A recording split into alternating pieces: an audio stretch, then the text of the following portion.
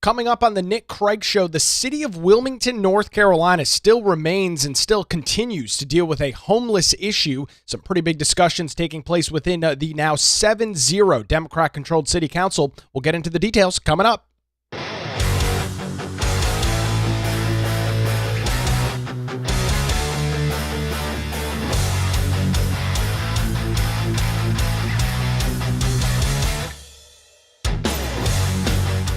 And a good Wednesday morning to you. Welcome into the Nick Craig Show, streaming live this morning on YouTube, Rumble, X, and Facebook. Don't forget that you can take the show with you 24/7 on demand by checking out the Nick Craig Show in your favorite podcast app. You can also listen online by visiting the website nickcraig.com. Our show this morning, as always, is brought to you by Melissa Gott and her amazing team over at the Law Group here in Wilmington. You can visit them, their website online at lawgroupnc.com. Or you can give them a call, 910-251-6088. That's 910-251-6088. We'll hear more from them coming up a little bit later on in the program this morning. So the city of Wilmington, as I mentioned in the open, this long-term debate that's been going on over how to deal with the homeless problem, which is fair to claim, right? Now, if you talk to those on the left, they'll say this is not an issue. You're denigrating the homeless population. I'm not denigrating the homeless population. I don't have any animosity in my heart over people that are homeless. But it is a problem when you have got business owners, of which we've heard, and depending on how long we run here and what we get into, you've heard me play the clip before on this show from business owners in downtown Wilmington, who have expressed the issues, the problems that are created by the homeless population, by individuals who do not have a place to go for a variety of different reasons, and they have chosen that they are going to live on the streets within the city of Wilmington.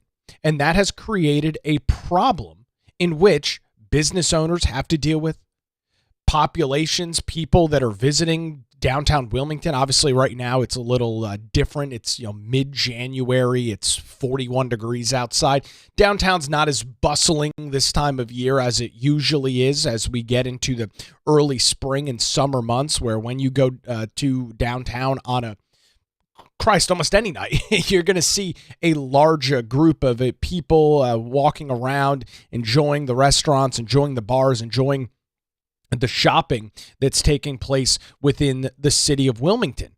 And so it's, again, a little bit different this time of year, but the problem still persists. And I guess maybe let's open with this. This is the owner, and some of you have probably heard this before.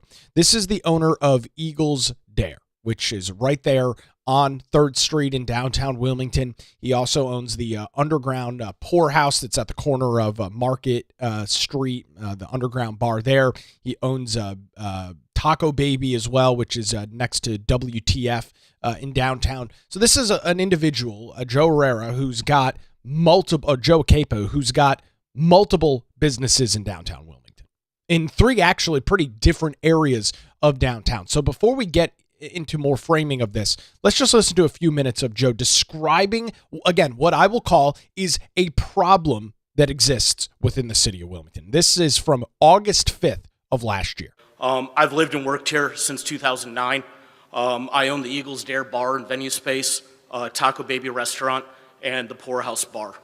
Okay, so ranging from Brooklyn Arts District to proper downtown. All right, the current challenges that people are dealing with downtown, whether it be talking about the unhoused community, juveniles late night, to just general upticks in violence.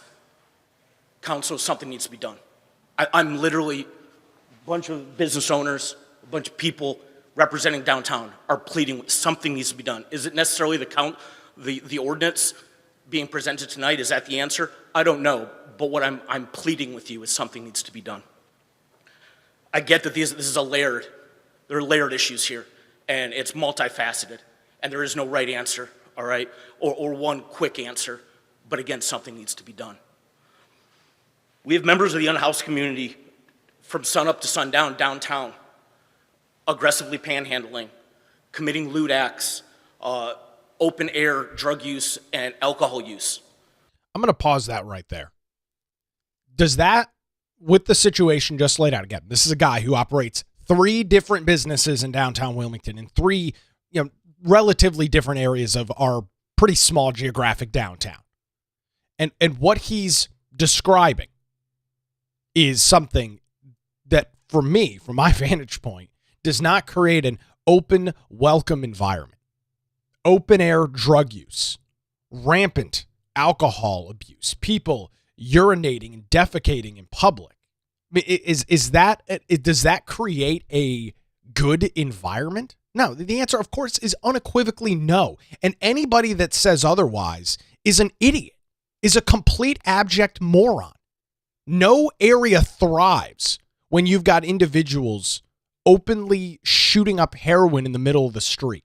No community thrives when you've got individuals, again, for a variety of different factors, that are down on their luck, do not have a place to put their head at night, but are abusing alcohol during the day, catcalling women, harassing families, harassing people as they try to spend their hard-earned dollars and support local businesses. It is not a good situation.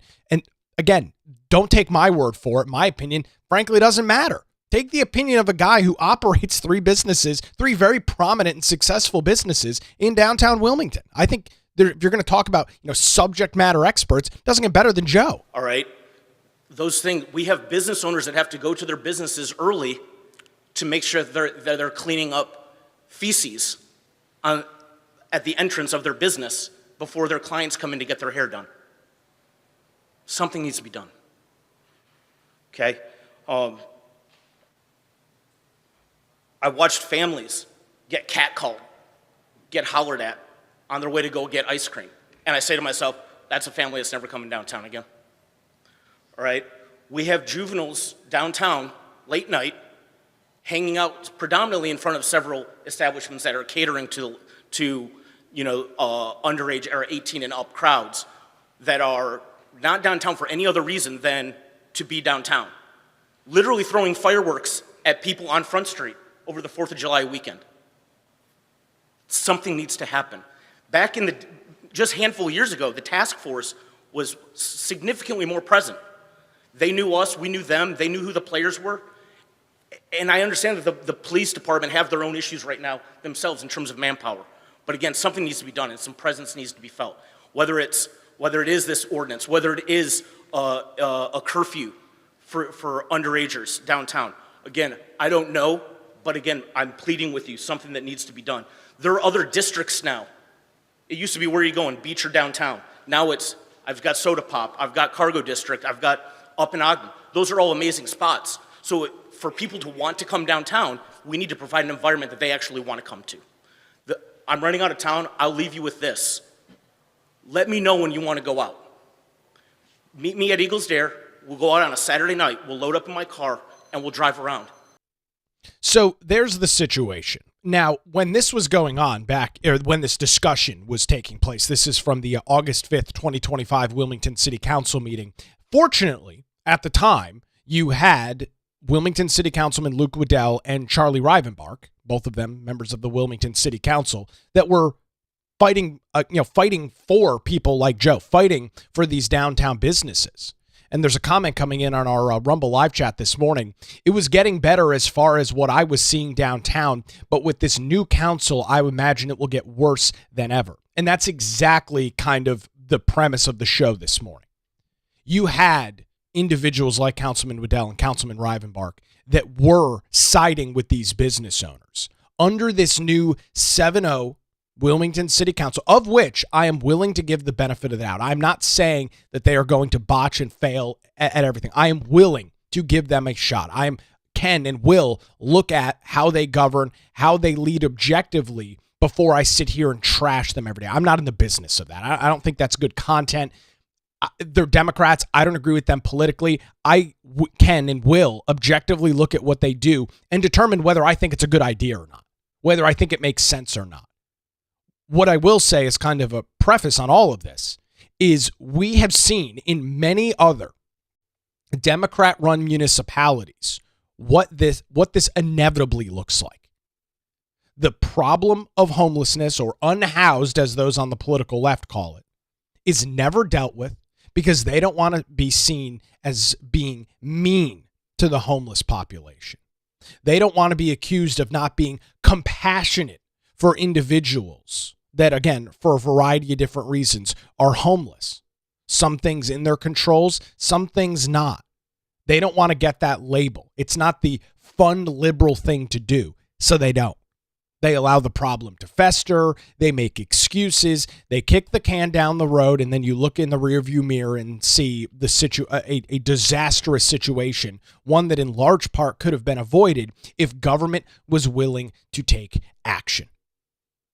And we are seeing this play out now. In the closing months of last year, we heard discussions within the Wilmington City Council that they now want to either acquire, purchase, donate some piece of property to a group to run a homeless shelter, which, I'm going to be honest with you, I don't think that's the business of the government. There are plenty of great nonprofits within the city of Wilmington and New Hanover County that are funded pretty well to provide these services. I mean, I'm just looking at the 2026 adopted budget from the Wilmington City Council, which is publicly available. It's not a secret or private document. And you can see places as you go through the list in entities that do provide some of these services. Coastal Horizons, $48,000 from the Wilmington City Council. You've got the Healing Place of New Hanover County, $12,000 from the Wilmington City Council. You've got some other groups and entities that are already providing some of these services. And again, this is just the city that we're talking about. The county provides some similar level of funding to these entities as well. And I bring that up and I say that because you've got to pick one or the other. You can't do both. From a purely strategic standpoint, if the government, which I don't agree with, but if the government wants to be in the business of operating a homeless shelter, then that's the business that the government's in. No longer should the government be funding other entities that provide similar services. If the government wants to fund entities, private nonprofits that can help individuals that are dealing with said problems, whether it's drug abuse, alcohol abuse, severe mental illness, whatever the issue might be, if the government wants to fund those other entities, then fund them. But don't do both, because it's not necessary. Pick one lane or the other. If you want to be actively involved in the process, be actively involved. But then don't write checks to the tune of $50,000 to nonprofits within the city of Wilmington to provide the exact same services. It becomes a duplication of services. So there was a Wilmington City Council meeting on January the 6th, though you've now got a completely 7-0 Democrat Wilmington City Council, and we got our first look into what is some of this going to look like as the city continues to explore the possibility of essentially partnering and in some part operating a homeless shelter in downtown Wilmington. The presenter in this is going to give a little bit of a backstory as to how we got to said situation. So this is from the city council meeting on January the 6th. Take a listen to this. I'm here this evening to give an update on the shelter strategy. Looking back, just for some background, in 2024, the city and county held a strategy planning process aimed to address the unsheltered homelessness in the county. The strategy included conversations with individuals experiencing homelessness, service providers, and community partners, and the implementation of the strategy was developed to be a collaborative effort due to the varying authorities and service delivery capacity of both the city, county, and our partners. One of the opportunities for success that was highlighted is shown in the middle, that increasing the capacity of facilities to meet the needs of the unsheltered population. These opportunities were developed based off of the data, gaps in services, again, interviews with persons with lived experiences, and discussions with the working group that held multiple sessions over the last year. One of the highest identified priorities was meeting the basic needs of unsheltered individuals with minimal barriers with low and no barrier shelters. When we talk about barriers, we're talking about low barrier. You may have a person with active addiction, they may have mental or physical disabilities, and so that's really where you're seeing Good Shepherd. Where you get into the extremely low or no barrier is when you're looking at folks that may have some criminal background, that may not be able to be in the same population as families or children. And so understanding that different shelters have different capacity and ability to serve different people. And so looking at these shelters, again, ensuring there's access to the personal hygiene, whether that's shower, washing trailers, things like that. But then again, the connection to the mental and physical health and safety, but then also that connection, that housing, case-focused, solution-centered services are very important. And so there are a number of day and evening shelters throughout the city. There are limited or no capacity for these extremely low barrier or no barrier. Again, you have Good Shepherd where they're the low barrier shelter. Living Hope Day Shelter is limited in their hours of operation. So that's where this conversation has really been coming from. During this conversation, council had directed staff to look at potential property conveyance of city-owned properties. In looking at the various city-owned properties, we were looking at different uses, the zoning, what would be allowed by right, what would need to be rezoned, what are the neighboring uses. When you're talking about these different barriers, having some of those facilities next door to a daycare or a school may not obviously be an option. And that's a really key point in all of this. And this is, something that I'm glad the city is considering and needs to be discussed and debated pretty feverishly. You may call me somebody that has no compassion and no heart for the statement that's about to come out of my mouth, but I don't think anybody wants to be living next to a homeless shelter. Call me whatever names you feel necessary. You are not going to find a whole lot of people in downtown Wilmington or the city proper that are going to be okay with a homeless shelter popping up next to their residential neighborhood. You're just not. You can say whatever you need to say about that, but it's the God's honest truth.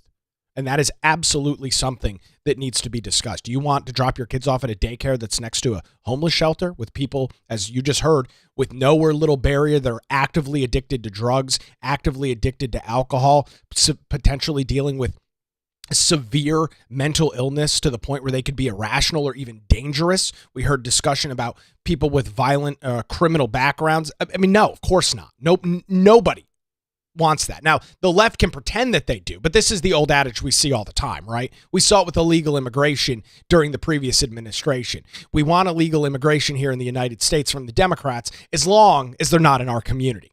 You had Florida Governor Ron DeSantis flying these people, illegals, up to Martha's Vineyard for the locals, the elite progressive radicals in Martha's Vineyard, to completely freak out on the situation and say, oh my God, we got to get these people out of here. So they want them in your community, but they don't want them in their community. And it's not a completely dissimilar situation when you talk about the homeless community. Proximity to services. How do we connect folks to the resources offsite to really help plug them into the community resources? Looking at access to transportation. Are they close to bus routes? Are they accessible by walking, biking, those types of situations?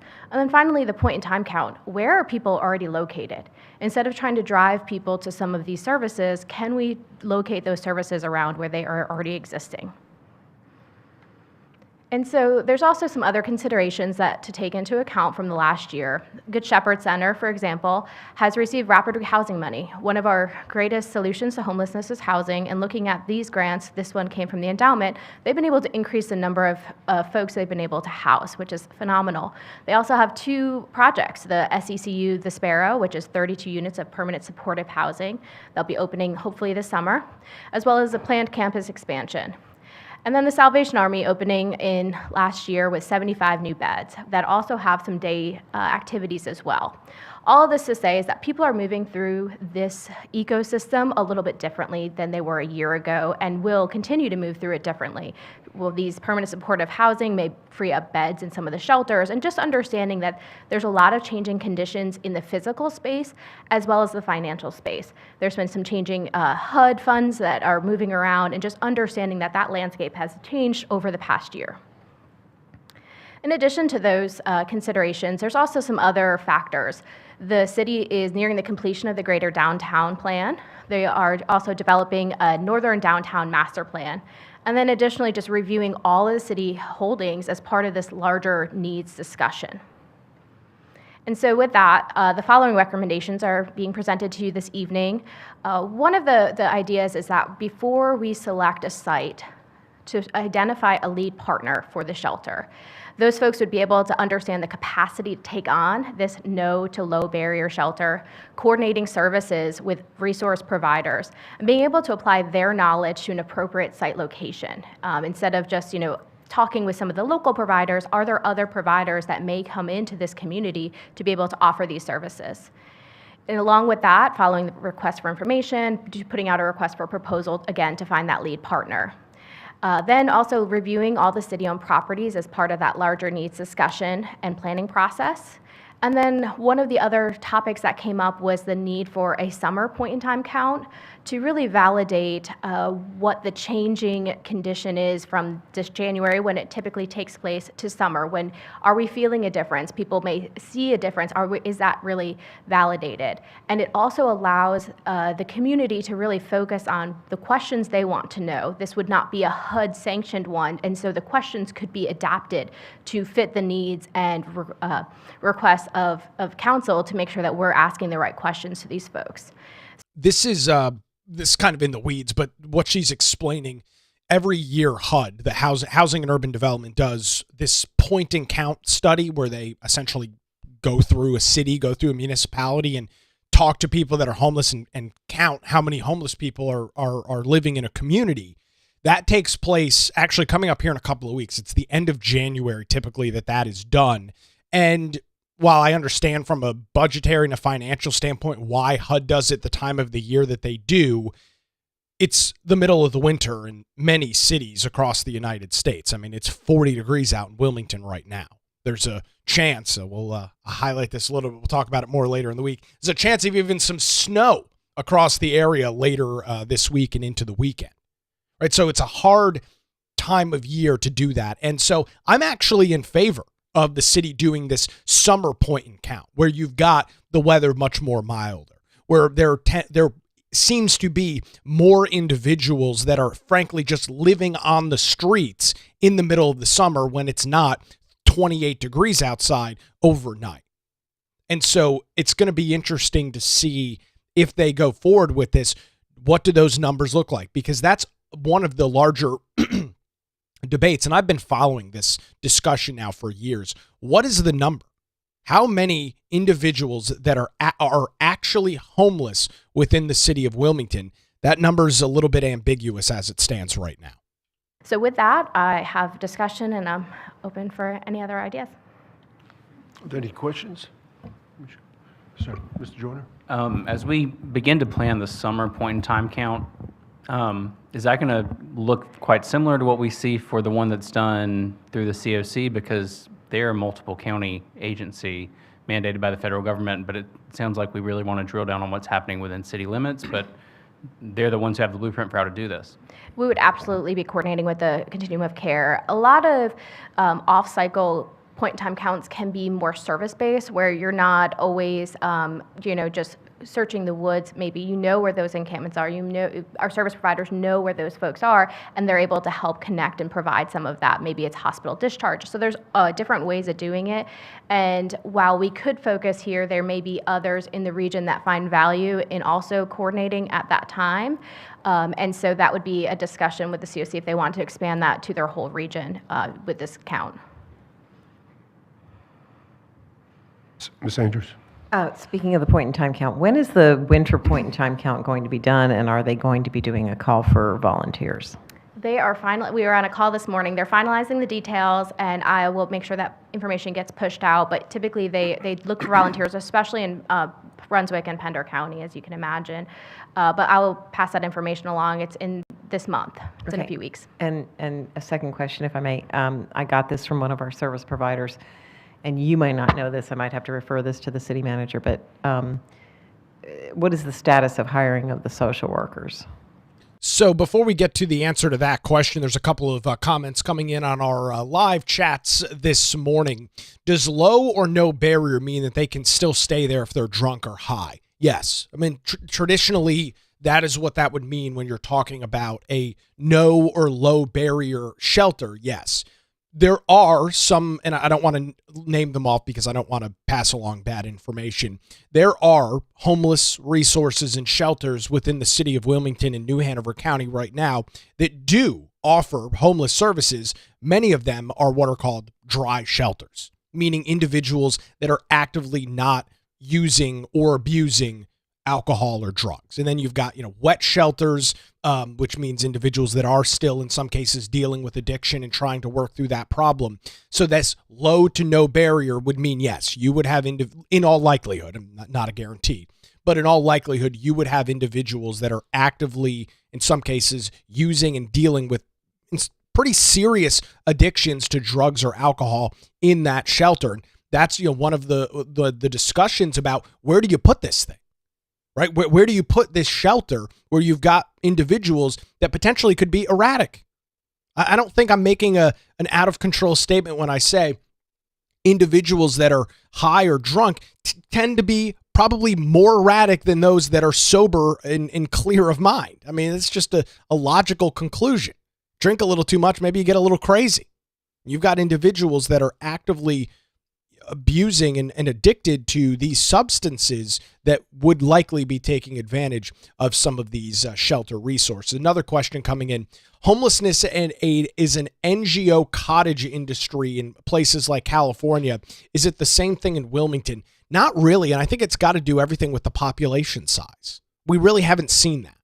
I don't know that I'd call it a NGO cottage industry yet. Now, with the government now, and you just heard, we got to put out this request for proposal, this RFP or this RFQ to find groups that are willing to provide these services. That's when it starts to become a cottage industry. Because one of the things we know about government is once the money starts flowing, it almost never stops and it always goes up, right? The flow rate always accelerates and continues. And so that's where it becomes a subsidized cottage industry. So great question. I don't want to speak out of turn, but I don't think we're necessarily there yet within Wilmington and New Hanover County. More from the city council meeting on January the 6th.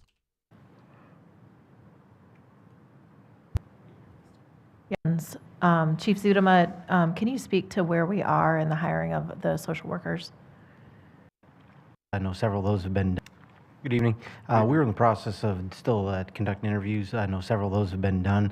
We've not yet hired any of them. Once the interviews are done, there'll be a background investigation they obviously have to go through. So at this point, still in the hiring process. Okay.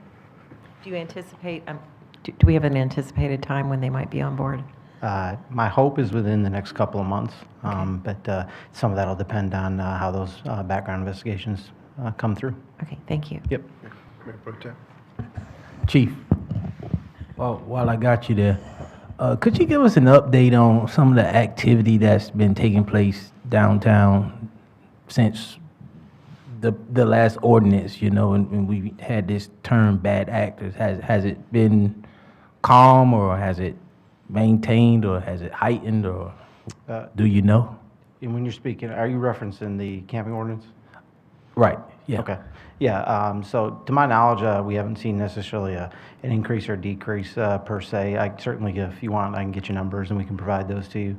But I wouldn't say that there's been an influx in enforcement of that or anything different than what we've traditionally seen. But I'd be happy to provide council with any numbers if you'd like those. It seems a lot calmer. Okay. So I just want to know if you would know better than I.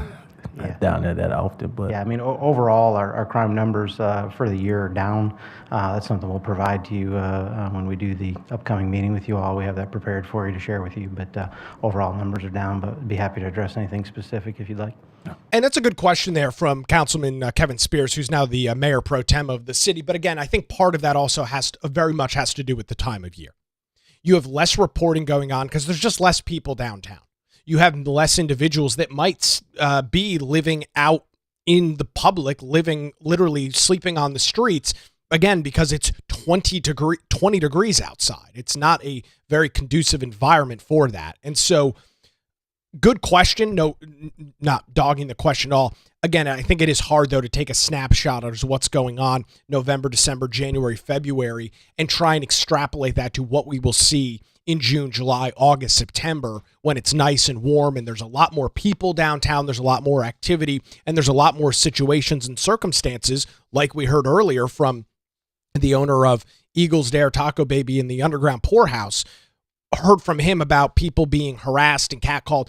When you've got more people, those reports are likely to accelerate. So, good question. It's just, to me, it's hard this time of year to really dig into what exactly that might look like. We'll continue with this Wilmington City Council meeting from back last week as the discussion continues within the city of Wilmington, what to do with the homeless problem that exists within the city. You've got business owners that have continued to voice their concerns in front of the Wilmington City Council that something has to break, something has got to be done. The discussion now about the city getting involved with a provider to operate a low or no barrier homeless shelter within the city. We'll continue the discussion coming up here in just a couple of minutes. I want to thank the Law Group for their continued support of the Nick Craig Show and let you know that when legal challenges arise, make sure you put your trust in the Law Group. Since 2003, Melissa Gott and her team have provided experienced, high-quality, affordable legal services across Eastern North Carolina.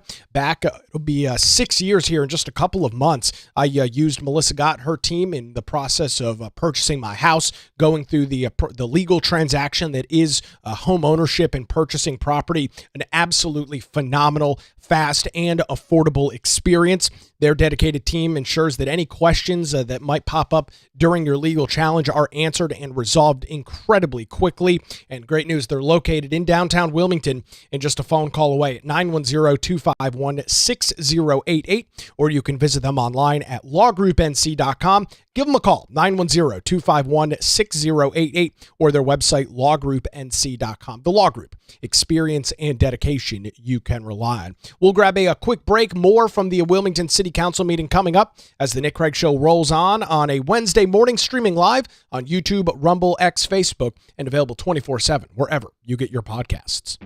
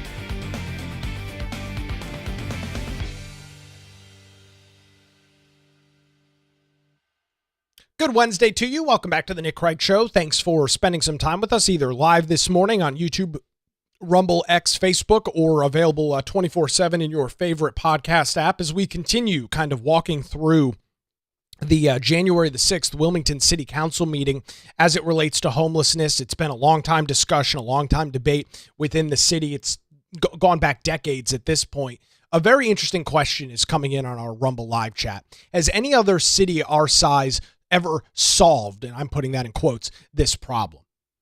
The answer is no. And one of the things, and I was going to talk about this, but I guess it's a good time to do it now based on this question.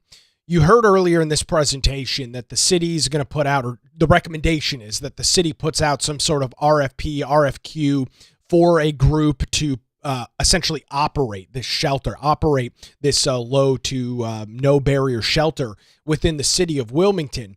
And that is always what needs to be discussed in that is, okay, they're going to do, hopefully do some sort of head count in the summer, figure out exactly what that population looks like. The city is going to invest hundreds of thousands, if not millions of dollars into this contract with a provider. We'll cover those details, not immediately clear how soon that will come to fruition. The reason that many cities have not, quote unquote, solved this problem is because they never list what the conclusion is. If I tell you I have a problem, my car won't start, I have a problem. So I've identified the problem. I need to now find a solution to get my car running. Maybe it's a new battery, something of that nature, right? You can't do that with homeless, and it's never done with homelessness. What does solving it look like? I mean, to me, getting everybody off the streets solves the problem. But this is often something, and this is not even unique to this discussion this morning. This is a broader concern with the government. When they're involved in something, when they invest tens, hundreds of millions of dollars into something, very infrequently do you hear what the conclusion to it all is. What does solving the problem look like? And that, to me, absolutely has to be part of this discussion. If the city is going to invest hundreds of thousands of dollars a year into operating a shelter, then there needs to be very clear and defined metrics as to what success looks like and what failure looks like. If the city's pumping in hundreds of thousands of dollars a year and we're 2 or 3 years down the road and the homeless population is still exactly the same, then we have failed. We have put and dumped money into a problem that is not being solved. The solution to homelessness is getting these people, if they're dealing with severe mental problems, getting them either medicine or in touch with somebody to work through those problems. If they are addicted to drugs or alcohol, it is getting them clean, getting them in a position where they can work and provide for themselves. Those are the solutions to the problem of homelessness. Just putting them up in a government-run shelter does not solve the problem. There needs to be some level of upward mobility. Chronic homelessness and subsidizing homelessness does not solve the problem. You are just relocating the problem. Instead of them living on the streets, they're now living in a government-funded and operated shelter. That's not, to me, that is not solving the problem.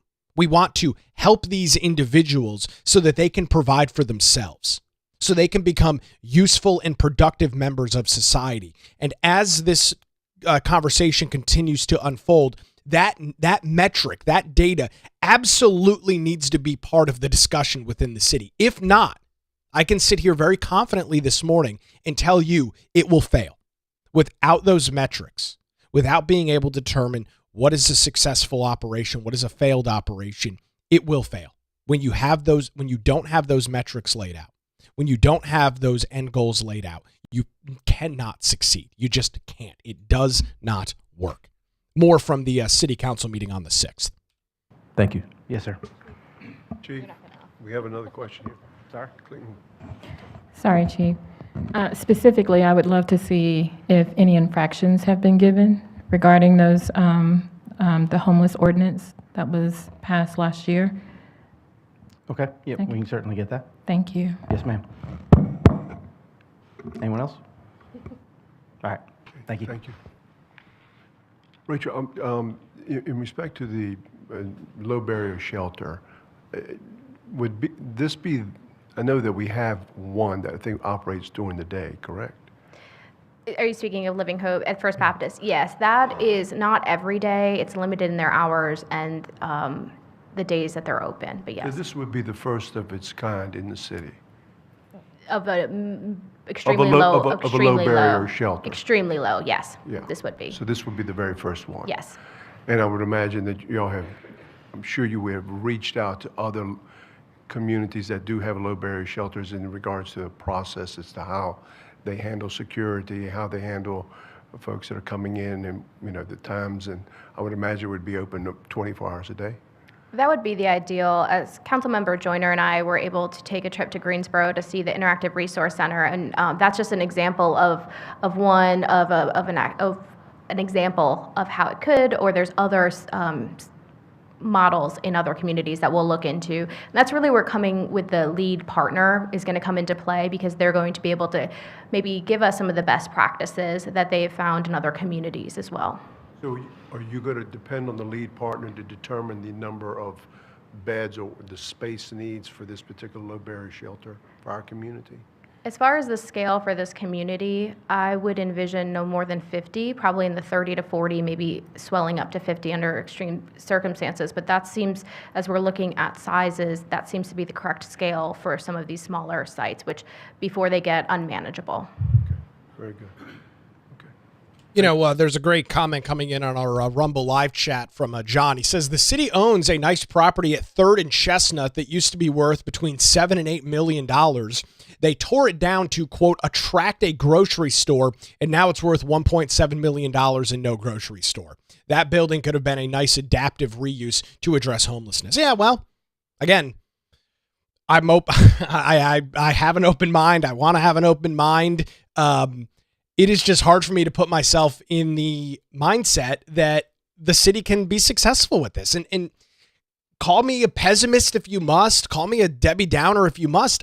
I don't see a lot of very efficient work from government at all levels, folks. I'm not specifically pointing the finger at the Wilmington City Council this morning. This is a governmental issue across the board. There are very few things that government does well. There's just very few. And I just have severe concerns that the city is getting into a situation that is not going to be successful for the people that are homeless, right? We want to help those people out. As a whole, we are compassionate individuals. We don't like when people are down on their luck. We don't like when individuals are dealing with miserable circumstances like abuse or severe mental illness. We do want to help. The question is, who is best tasked to provide that help? And I'm going to give it a shot. I just don't think it's the city of Wilmington. Call me a pessimist if you must. Thank you. Thank you. Thank you. Anybody? Ms. Long? Thanks. I have a quick question about your scope, maybe. I know on your list of activities there and things that were funded included rental assistance of some kind. Is that for folks getting back into housing, like giving them a boost out of housing, or is that to help prevent folks from getting into homelessness, like people who are already housed, keeping them housed when they're in crisis? That's a great question. So the current grant that I was speaking about was rapid rehousing, which gets people into housing. But that is something that we'll look at of both the eviction prevention as well as the rental assistance. So kind of capturing both sides. Definitely opportunities for funding with some of our funding that we have currently, whether it's the local dollars or some of the federal dollars, as we look to shift any of our programming if that's what is the desire, And that's some of that housing navigation folks are at the Harrelson Center that are helping with some of that? Absolutely. Great. Thanks. Because I understand there's a lot of new folks in these point-in-time counts. 70 to 80% are experiencing homelessness for the first time. Is that? The Cape Fear Regional COC is very successful, and I say that as the COC is a partnership, right? So it's all the partner agencies. And so the success has really been that once someone has been housed, they are less likely to be homeless again. So it's a lot of first-time people experiencing it for the first time. And so that's why once we're getting people housed, it's been successful that they're staying housed. That's great. That's great. Thanks. Thank you. Okay. Great. Thank Rachel. you. Thank you. So that was the discussion. That was the conversation at the Wilmington City Council meeting. It wasn't, there was no real big fiery debate or anything like that. This is still in very much the early preliminary stages. And this is, it's a tough problem. As I was just talking about before we played this last clip, there's no, in my vantage point, there's no quote unquote solution. I mean, this is not a situation where you wave some sort of magic wand and all of a sudden fix homelessness. That just, it doesn't exist. It doesn't work. And so there's a lot that goes on here. There's a lot of questions as to how much is something like this going to cost? What does success look like? What are the metrics going to look like? And can we get this problem under control? Because it is in fact a problem. We opened the show hearing from a downtown business owner, one of many that spoke at that meeting back in mid or early August of last year, that have the concerns, that see the problem existing firsthand. They need a solution. They are demanding a solution, and I think rightfully so. These are businesses that are abiding by the law, playing by the rules, providing economic impact to the city of Wilmington, causing business activity to exist, which, by the way, the city takes advantage of through sales tax and property tax and all those other great things that government collects each and every year. They have been begging for years for a solution. This city council, it's a tough problem. It's not an easy one to navigate. I'll be the first to admit that, and I'm not oblivious to the fact that it's a tough issue. And so the question is, how do they operate? Can they break out of the mindset of going way too overboard on so-called compassion, where they just admonish the responsibility of these individuals, give them a free pass, give them a free card to do whatever the hell they want, and essentially give the middle finger to citizens, business owners, those that are adding to and providing to the community. So that's a little bit of what the city of Wilmington is going to have to deal with. This is something that we'll keep a very close eye on in the coming months as the city continues to work through this process. We'll bring you the latest right here on the Nick Craig Show. That is going to do it for a Wednesday edition. Don't forget to visit the law group online or give them a call, 910-251-6088, for any legal problems you might be dealing with. The Nick Craig Show streams live weekday mornings, 7 a.m., YouTube, Rumble, X, Facebook, and is available 24/7 wherever you get your podcasts. We're back here tomorrow morning on the Nick Craig Show.